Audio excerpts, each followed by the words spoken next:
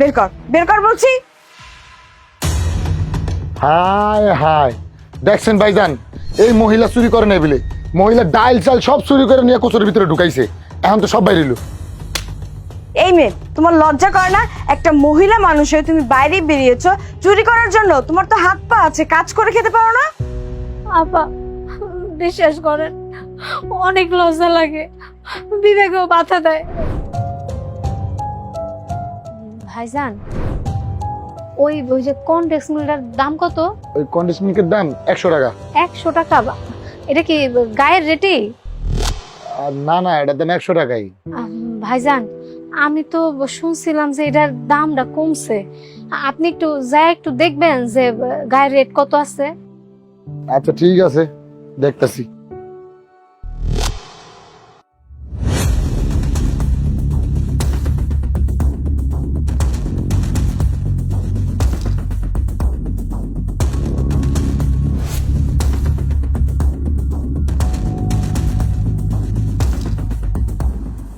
আপা, আপনারা কইলাম না দাম কমে নাই? এটার দাম 100 টাকাই। দিমু? না না ভাইজান, আমি তো দেখতে এসেছিলাম যে জিনিসের দামটা কমছে কিনা। কমলে আমি নিয়ে যেতাম, কিন্তু দাম তো বেশি, আমি তো নিতে পারবো না। আমি তাহলে জায়গা। এই দাঁড়ান, কই যান আপনি? এদিকে আসেন। কি হয়েছে ভাইজান? দেখা তো তোমার চোরের মতো লাগে না, কিন্তু তুমি চুরি করছো কেন? হ্যাঁ, আমি কিন্তু দেখছি তুমি যে চুরি করছো, আর দেখেই তোমার আমি ডাক দিছি। চুরি করছি মানে? হ্যাঁ, আমি কেন চুরি করবো? আর চুরি করলে তো আপনি দেখতেন, আমার লোক ব্যাগ থাকতো, আমার তো কিছুই নাই। দেখেন, গরিব মানুষ দেখা যখন তখন ভেবে অপমান করেন না। ওই কি হইছে রে? দোকানের মধ্যে মন চিল্লাচিল্লি করতেছস কে?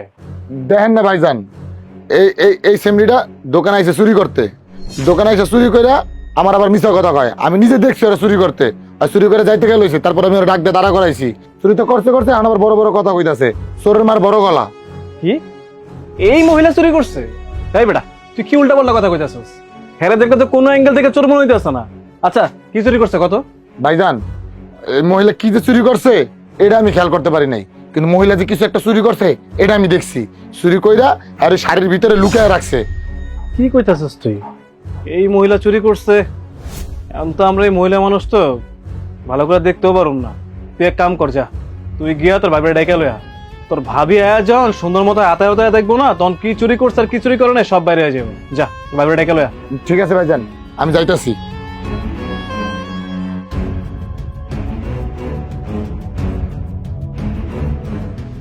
ভাইজান, ভাইজান বিশ্বাস করেন, আমি কোনো কিছু চুরি করি নাই, আমারে যাইতে দেন। চুপ, একবারে চুপ। এন থেকে এক পা লড়বি না, চুপচাপ খাড়া থাক।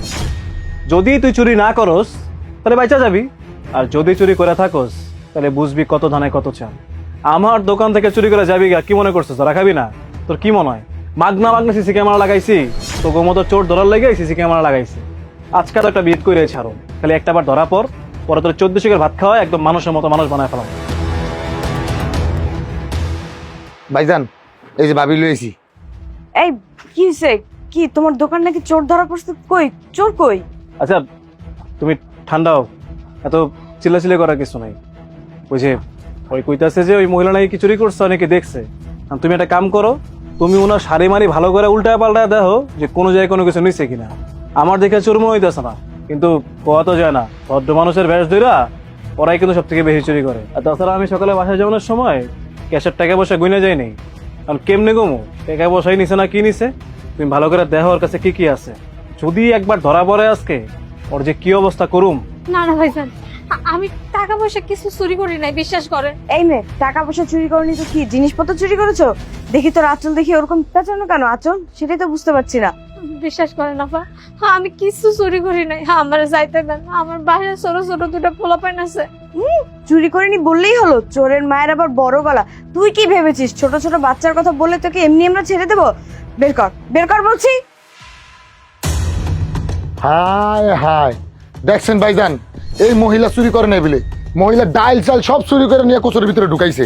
এখন তো সব বাইরে এলো। এই মেয়ে, তোমার লজ্জা করে না? একটা মহিলা মানুষ হয়ে তুমি বাইরে বেরিয়েছো চুরি করার জন্য? তোমার তো হাত পা আছে, কাজ করে খেতে পারো না? আপা বিশ্বাস করেন, অনেক লজ্জা লাগে, বিবেকেও বাধা দেয়। কিন্তু কি করুম কর, আমার বাচ্চা দুটো 2 দিন ধরে না খেয়ে আছে। বাচ্চা গো কান্দন আমি সহ্য করতে পারতেছি না আপা, এর লেগে আমি চুরি করছি, আপনারা আমারে মাফ করে দেন। এই সত্যি করে কত, এমন কি হয়েছে তুই যে কারণে দোকানে এসে চাল ডাল চুরি করছস? আমার সত্যি করে কবি, একটা কথা যদি মিথ্যা কথা কস তোর কিন্তু খবর আছে। আমার স্বামী একটা ভালো কোম্পানিতে চাকরি করতো। কয়েক মাস আগে তার একটা বড় অ্যাক্সিডেন্ট হয়। অ্যাক্সিডেন্টে তার পা দুটো অচল হয়ে যায়। এরপর আমার সোনা দানা জামা কাপড় যা ছিল সব বিক্রি করে তার চিকিৎসা করাইছি, নিজের সংসার কিছুদিন চালাইছি। এরপর তো সংসার আর চলে না ভাইজান। আমি তো বেশি পড়ালেখা করি নাই, আমার তো মেট্রিক পাস। আমারে কে কাম দিব? তাও কয়েক জায়গায় কামের খোঁজ করছি, কেউ আমারে কাম দেয় না। আমার বাচ্চার বাপটা না খায়া পেটের মধ্যে পাথর বাইন্ধা রয়েছে। আমি তো বড় মানুষ, আমি নিলে চুপচাপ থাকতে পারি, কিন্তু আমার বাচ্চা দুটা তো ক্ষুধা জ্বালা সহ্য করতে পারে না। এই লেগে বিবেক বুদ্ধি সবকিছু মাটি দিয়ে আমি চুরি করতেছি। বিশ্বাস করেন, আমার বাচ্চার কান্দন আমি সহ্য করতে পারি না। আপনারা আমার মাফ করে দেন, আমি আর কোনোদিন চুরি করবো না।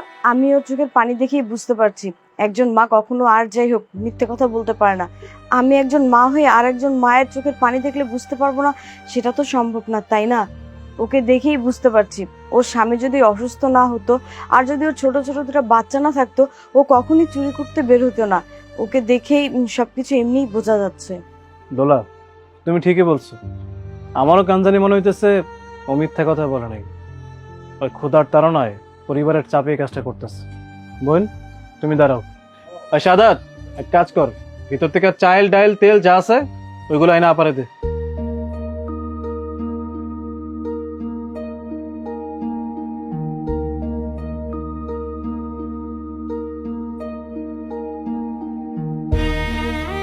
ভাইজান দিয়ে দেই। বোন এখন যা দিছে এটা দিয়ে কোনো রকম 7 টাকার মতো খাও। এর মধ্যে একটা কাজকাম খুঁজো, যদি কাজকাম না জোটে কপালে তাহলে তোমার ভাই তো আছে, তোমার ভাই যতদিন বাইসে আছে তুমি না খেয়ে থাকবা। আমার দোকান তো চিনছই, দোকানে চলে আসবা, যা যা লাগে ওরে বলবা, ও তোমার সব দিয়ে দিবে। কোনো কিছু একদম চিন্তা করবা না। আর মানুষের সঙ্গে যা হয় তা সব আল্লাহ তরফ থেকে আসে, সবসময় শুকরিয়া করবা। তোমার সঙ্গে যা হয়েছে এটা তোমার ভালোর জন্যই হয়েছে। এই দেখো, একটা উসিল্লা আজকে তুমি একটা ভাই পাইছো, আমি একটা বোন পাইছি, একদম চিন্তা করবো না। খাবার দাবার নিয়ে তোমার কোনো সমস্যা হইব না।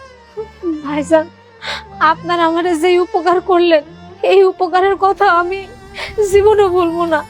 বোন, তুমি আমাকে ক্ষমা করে দাও, আমি না জেনে তোমার আঁচলের চাল ডাল ফেলে দিয়েছি, আমি সত্যি খুব লজ্জিত। না না আপা, আপনি কেন মাফ চাইবেন? আপনারা বরং আমার লেগে যা করলেন এটা তো আমি জীবনে কোনোদিন ভুলতে পারবো না। আল্লাহ আপনাকে অনেক ভালো করবো। এই যে আপনার একটা অসহায় মানুষকে সাহায্য করলেন, দেখবেন আল্লাহ আপনাকে অনেক দিক দিয়ে সাহায্য করবো। আরে বোন কি যে কও তুমি, আমি অত ভালো মানুষ না। শোনো, মানুষ মানুষের বিপদ আগে আসবে, এটাই হওয়া উচিত। এখন এত কথা না বাড়াইয়া বাড়িতে যাও, বাড়িতে বাচ্চা কাচ্চা করে না খেয়ে আসে, যাও যাই তোমার বাচ্চা কাচ্চা খাও। আচ্ছা আমি তাহলে যাই। আসসালামু আলাইকুম। ওয়ালাইকুম আসসালাম।